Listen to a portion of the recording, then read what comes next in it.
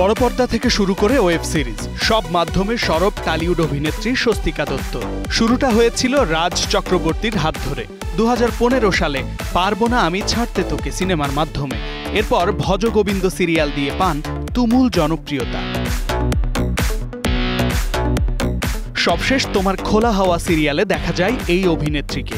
এরপর বড় পর্দায় ব্যস্ততায় বিরতিতে ছিলেন স্বস্তিকা। এবার বিরতি ভেঙেছেন তিনি। 8 বছর পর ধারাবাহিকে ফিরেছেন এই অভিনেত্রী।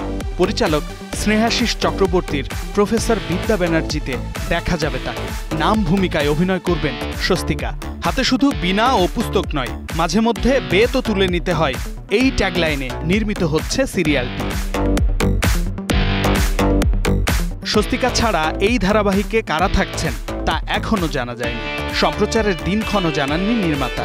স্নেহাশিস চক্রবর্তী জানান, বর্তমান সমাজের উপর ভিত্তি করেই গল্প।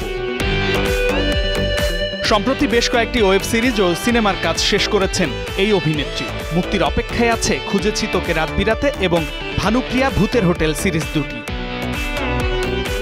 শামীম বিশ্বাস, স্টার নিউজ।